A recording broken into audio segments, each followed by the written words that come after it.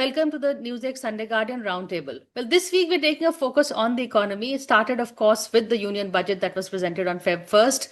That was soon followed with the Indo-US trade deal finally being signed. Are the tariffs finally working out in India's favor, or have we given away too much? The agricultural sector is something we should be worried about. Is that why there was so much focus on the agriculture in the budget, for instance? Were enough measures being taken by the budget? Is it being safeguarded? Then why did the economy tank if the budget didn't give out the reassurances that it should?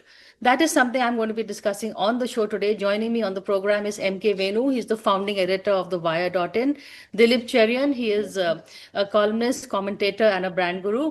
I have with me Dr. Achintan Bhattacharya. He is a professor at the Lal Bahadur Shastri Institute of Management.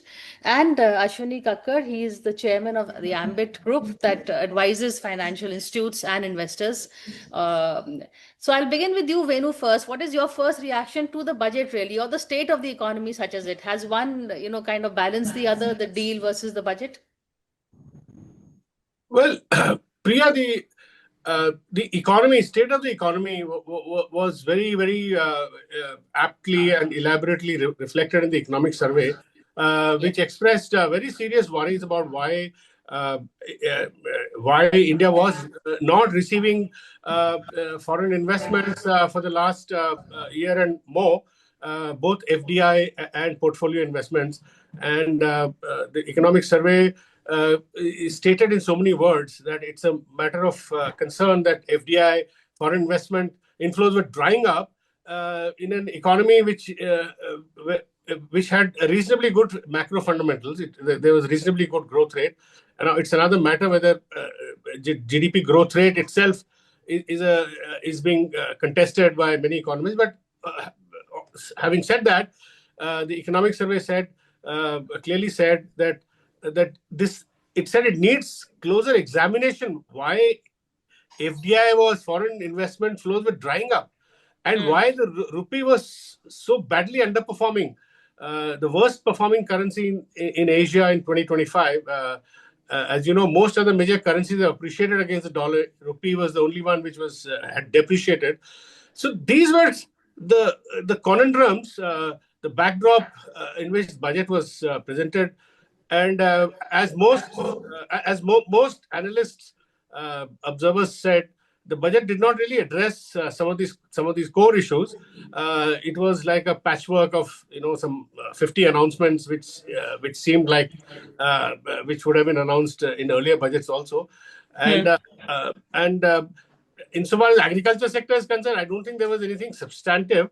The market was a little excited by some tax concession for people who would want to set up data centers, or would want to sort of serve foreign companies on the on building of data centers, etc. But the budget, what did it do? The market tanked, and it after 24 hours it took the US India trade deal to lift the markets. So that tells you a lot about the budget, yeah. And as far as the US-India trade deal is concerned, Priya, there are many questions which are still unanswered. The US has a version, India has a version. Like the US Agriculture Secretary says that US has got so much access in India's agriculture sector that US could convert its huge deficit in agriculture trade with India, 1.3 billion plus, into possibly wipe it out into a surplus. Whereas Piyush Goyal here is saying that agriculture sector is fully protected. So we have two completely contrasting, observations coming. Everybody is waiting for the details. India, of course, got excited because of reduction of tariffs from 50 to 18%. That's why the markets went up. Now the markets will obviously wait for all the details, and then we will know what exactly is contained in the US trade deal. But I would say one thing that people are completely flummoxed by is that India has promised $500 billion of additional imports from the US over 5 years. Indian Express reports quoting Commerce Ministry sources that it will be over 5 years, which means in the first year we give US an additional market. We import an additional $100 billion. What that amounts to is we convert our present surplus with the US into a deficit. We have a surplus of $45 billion. So if this is going to happen in the first year itself, $100 billion additional imports, we will go into a deficit with the US. Now, I don't know what kind of a deal is this. See, we should allow the markets to decide. This seems like a top-down agreement where we are giving a kind of a lot of one-sided kind of offer, unilateral offer to the US, and we are moving away from completely withdrawing from Russian crude as per the US interpretation or US claims, both by Mark Rubio and by Trump. So, are we going to? What sort of strategic balance are we going to have? If we completely withdraw importing Russian crude and shift it to US and Venezuela, I don't think all this augurs very well for India's strategic autonomy or well-being. Okay. So, Dilip, you are someone who looks not just the economy but also the narratives. So, what is do you think in terms of the message out to investors, the message out to economy? What is the message that is coming up from these two events? When you juxtapose the two events, Priya, one danger is that we are presupposing that the writers of the budget um, had a clue about when the trade deal would be announced. My my own sense from the politics of it is that it came as much of a surprise to us, which is why Donald Trump tweeted it first, and then we had to thank in response. Um, so the Good budget point. makers had clearly no way of knowing what was going to be in the trade deal. The image of the budget and the image of what India's trading future are likely to be are things I'd like to focus on for 1 minute each. So the budget clearly has looked at some very core priorities of the government. And what are they? They are focused on things for the youth. So there's a lot of allocation for the youth and for skilling and all of that, which is, I think, important. I'm not quite sure how market friendly they will be given the speed at which labor markets are changing at the moment with AI and all the other intrusions into our markets. The second thing is that the budget also tucks away a 69% increase in the allocation for intelligence gathering. I think it is within the defense system, and it's the first time that we have seen an explicit sort of super high jump in this, which merits watching. So the budget has the defense aspects of it, the social aspects of it, and quite a bit, as you mentioned at the start, on agriculture. But that is part of the basic thesis that Indian agriculture has been and continues to be the form of economy where the poorest of the country are actually eking out a living. So I think that remains a very, very important aspect of the budget. But Thank how you. did Nirmala Sitharaman manage to uh, do a macroeconomically friendly budget? We have to look further at the fine print. And though lots of announcements are made, I'm not sure how much the numbers will stack up. And I'm sure that one of the other gentlemen who've analyzed the budget in terms of the numbers post the budget, and I haven't done that with any great degree of depth, will answer. The trade deal. I think Venu's fears are real. Uh, the excitement and the enthusiasm with which the Agriculture Secretary of the US particularly has welcomed the trade deal worries me enormously. Um, because India cannot afford to allow heavily subsidized agricultural products from America to swamp our laborers, and we don't have enough resources to be able to give them the kind of ballast which will allow them to survive if this volume of imports is going to happen.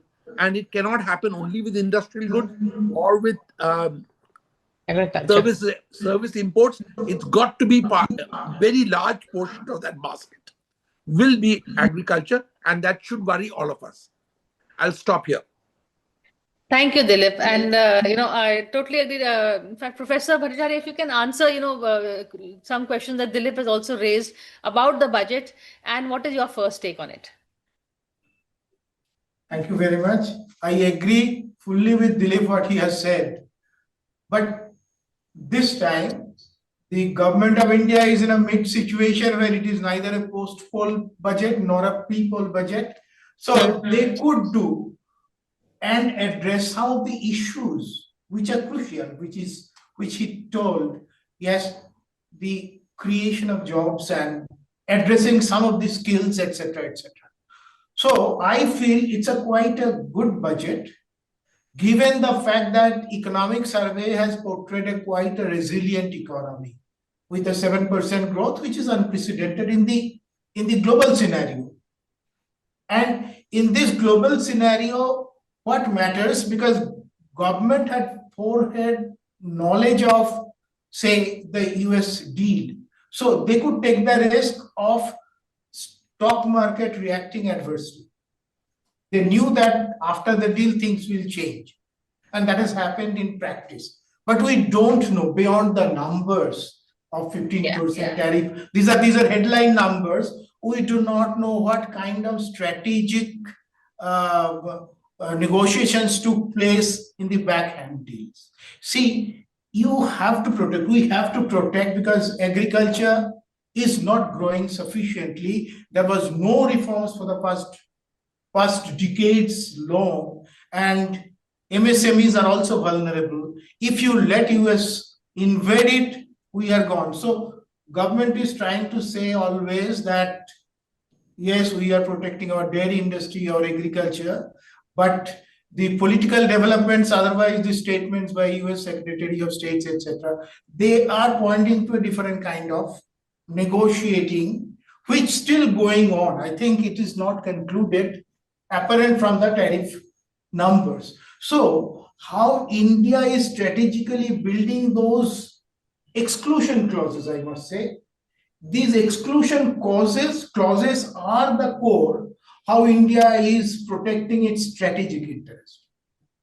India has a huge dependence of fossil fuel. Nobody underestimates it. But at the same time, we must know that America has already shifted away from the rule-based global order. They have a protectionist policy. They are trying to blackmail you. I won't say the right term, but they are trying to force you. So it's our resilience, our exclusion clauses that protects us from this kind of, you can say, intrusion.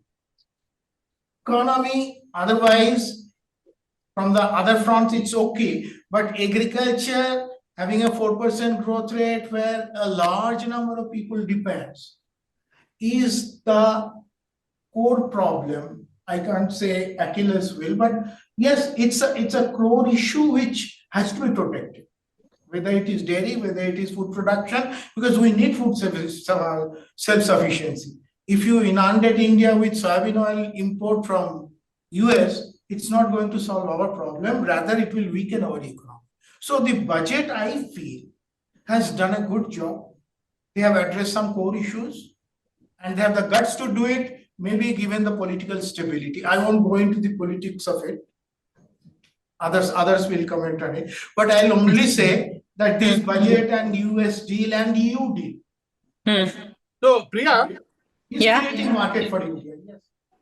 Priya, in a way, whatever the budget is, whatever your view on the budget, if the Indo-US trade deal turns out to be what it is, turns out to be what Agriculture Secretary Brooke Collins has said, huge access to America, into India, then in a way, it makes the budget meaningless, right? The budget does not allow massive access in terms of, reduced duties. See, it was all these policies, one expected would have been reflected in the budget.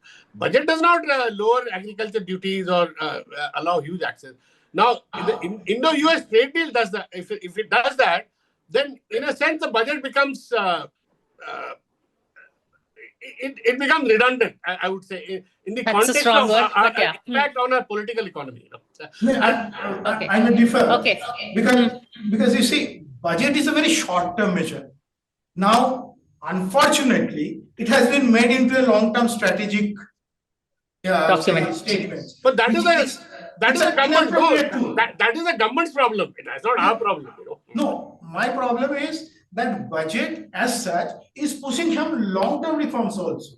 You see, this has happened after the planning commission has been demised. Now the issue is. But has the budget been overtaken by events? That's exactly. Budget has been to some extent, yes, you overtaken cannot by deny that. Yes. To some extent, yes, all these reforms are being pushed through the budget. Sometimes some concessions, sometimes withdrawal at concessions, whatever it is. But budget as such, it's a balancing act. And if as a creator of budget, you have 400, before knowledge that this is going to be the deal of EU or US deal, then you can make your policy accordingly. So that's what I wanted to do. Okay. I want to get Mr. Kakkar in also, please, on this. What advice would you give to your investors, Mr. Kakkar, to the foreign investors? Let me start first by giving you a quick, viewpoint on the budget itself. I think in the current geopolitical situation, maintaining 7% growth is possibly a huge challenge.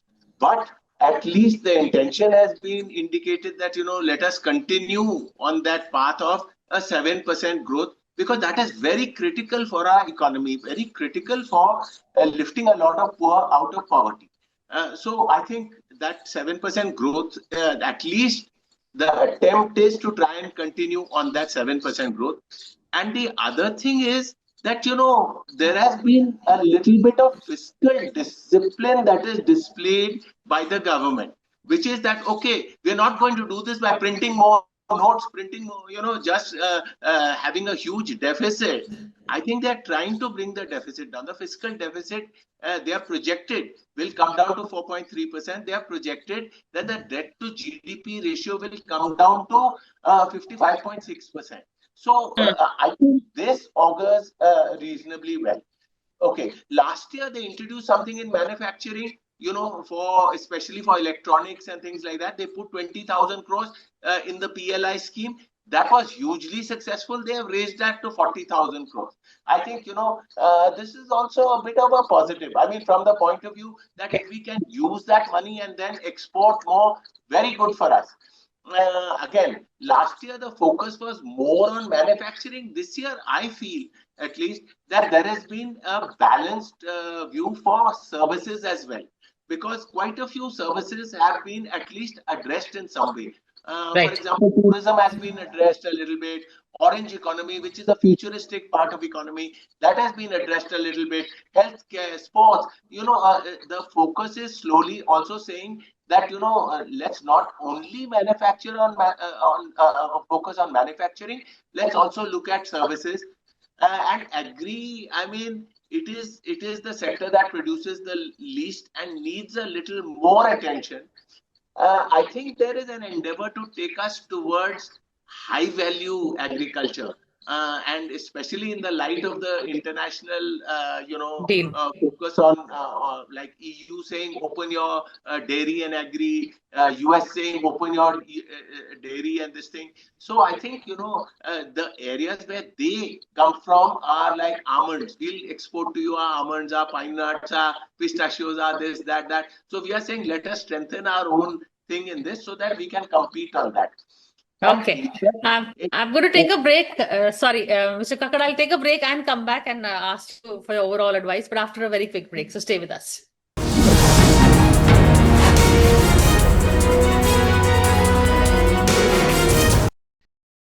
Hello and welcome back to the Newsx Sunday Guardian Roundtable. We are taking a look at the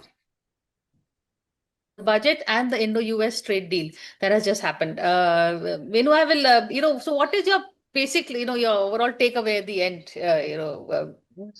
Do we need more tinkering post the trade deal? What should the government do now? See, Priya, the Indo-US trade deal, the details are awaited. What worries me is, it it is completely one-sided. India has US is the only economy with whom India has a fairly big trade surplus, 45 billion. As you know, with China, we have a trade deficit of 120 billion. With EU also, we have a small trade surplus. US is India's biggest success story in terms of trade surplus. So we are the way the deal is structured, $500 billion of extra imports from the US over 5 years, which Commerce Ministry officials have said. We are in year one itself. We are going to convert, as I said before, a trade surplus with US into a trade deficit. Now, I would suggest here even Vietnam, Indonesia, other economies have also done a trade deal with the US, and their tariffs are in the range of 19-20%. India has got a fairly better, but they have not given this kind of a offer that they will convert. They all have a trade surplus with the US. They are not going into trade deficit from year one. Now, and number two, I I welcome such trade deals. Overall, it is good. It will make the Indian industry competitive. It will make us compete with the world. All our big businesses have been protected for years. But my only problem, Priya, is that the competition should happen bottom up through the market process. India should not. What here is, for me, what seems like happening is that India is, committing a certain amount of imports year after year, and the fact that we are completely, stopping imports from Russia. Why should we stop? It should be commercial consideration. If Russia is giving us 10% discount, we should balance it. We should buy some from Russia also, and there's a strategic autonomy issue here. So, are we giving away our sovereign right to decide, India's interests, or are we the way it seems the way the American politicians and the bureaucrats are talking? To me, it seems that we are. It's a one-way thing. We're just giving them whatever they've asked for. Now let's see. Let's wait for the details now, and it will have an impact on the economy. All the budget assumptions, in my view, if what the Americans are saying is true, all the budget assumptions will go out of the window. Okay. So, Dilip, as Dr. Bhattacharya said, also there is the economy and there are the politics. There are geopolitics also at stake here. So, did India have much elbow room, really? India has elbow room. India is a large economy. All global nations need markets, and India has a reasonably sized market. It's not anywhere near the size of our population because most people are in abject poverty or in personal deficits. That aside, but we have a large market, and whether it's Europeans who want cars and caviar, or whether it's Americans who want to sell us corn and dairy products, we are a market that's attractive. That's one. Are we an attractive market for investment? The trend of how FIIs have behaved, partially as a result of the value of the rupee and partially as a result of other regulations strangulating many industries, the trend of FIIs pulling out money out of India is something that gives the world the image that India is not an economy except for consumption. India is not an economy for investing in. That is worrying to me. But the elbow room we have is in, for example, the kind of attempts we are making to create an AI economy, the kind of attempt we are trying to make for semiconductors, the kind of investments we are making in some of these sectors. Hopefully, some of our bets will pay off. It requires sustained effort. It requires government to move completely out of the way and just make sure that they provide the capital for smart investors in the sector. And the real danger is that government may think that because we are putting money in, we need to be involved in more ways. It just doesn't work. The reason, for example, the mega efforts for data storage have worked is because much of it happened without government intervening or only with the state governments intervening. And that is the way the economy will work. And, Okay. Venu and I have reported on this for years, but the fact is that where government intervenes, the image will be that of a sector that is going to gradually wind down. Yeah. Okay. Dr. Bhattacharya, your last In words fact, on this. Priya, Quickly. just to supplement what Dilip is saying, I know big FII investors who've been investing in India for the past 25 years, and they are big investors in India. They have $2 billion, $3 billion. They always say that they invest in companies where there is no government involvement. Simple.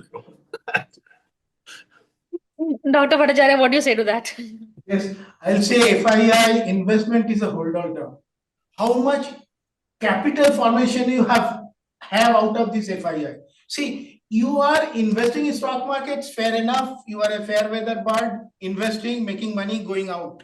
That may be the withdrawal syndrome that has happened because India is now having a low inflation. We must accept that the global order has changed, particularly after US election. And the rule-based WTO and other things are just knocked down, which India for the last 30 years, after say 1995 Uruguay round, India signed and then it was trying to follow. Initially, market access commitment was kept aside. It was totally protected from it. But in this changed order, you cannot help growing with the people who are trying to attack you. Your consumption market is a big one, I think biggest one compared to other global countries except China. But we have, that is our strength. Inflation is low, our consumption market is large, and it is how we negotiate from a position of strength. I think this entire budgetary surplus or putting the budget within that deficit financing in a small way may not be the right time. You can spend more to address your core issues. So I feel that FII as a term is not applicable that way. What US is saying, I mean, personally, I don't believe all statements that the US president makes. But you must understand, we are sovereign enough to make our priorities right. And I wish they have done it. So you do not know whether we will just open up and then tomorrow Amul will be totally wiped out from the dairy industry. It's not going to happen. India's agriculture and MSMEs in particular, which is the source for livelihood for the largest number of Indians, can be just exposed to American imports. So and second part is that as a strategy, we are not an export-led economy. So our export, yes, it pays for our imports, and we are totally misaligned with Chinese imports. But EU deal and US deal taken together, given the priorities we have at the exclusion clauses and other things to protect our interest, can make us more competitive. See, technology you cannot deny. Technology has to flow. Our mobility, our personnel, they can go freely, and that is win-win for us. It's not, you cannot just close your eyes to the world scenario and say, no, we'll not compete, have a protective economy like before 91. So ours is a precarious time in history where we are exposing ourselves, but I have faith in our politicians and the bureaucrats that they will not compromise with our sovereignty. Well, that is an optimistic mood. Mr. Kakkar, you wanted to comment?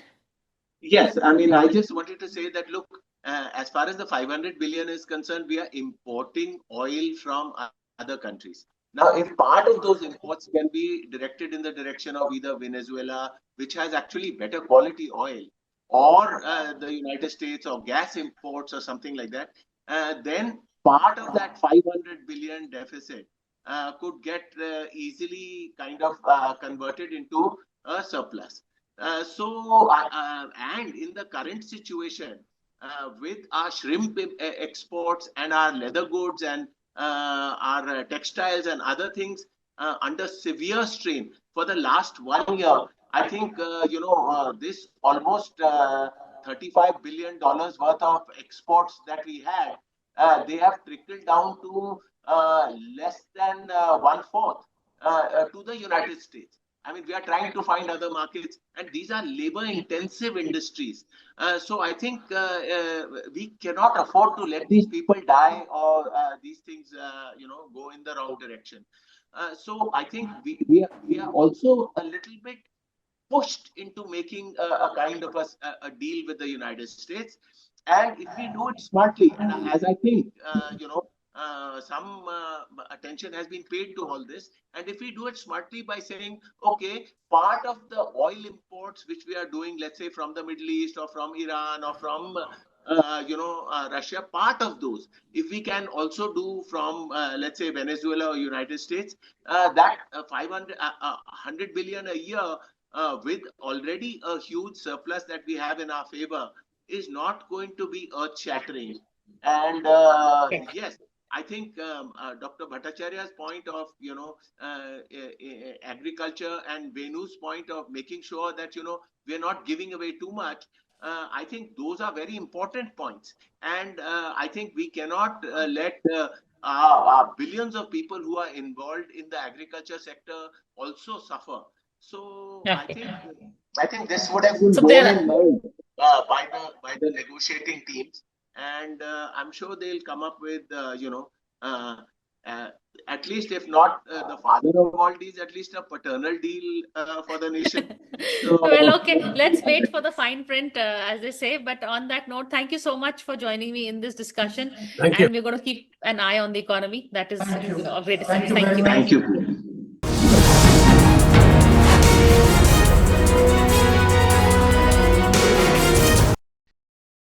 For more such videos, subscribe to the Newsx YouTube channel, hit the bell icon.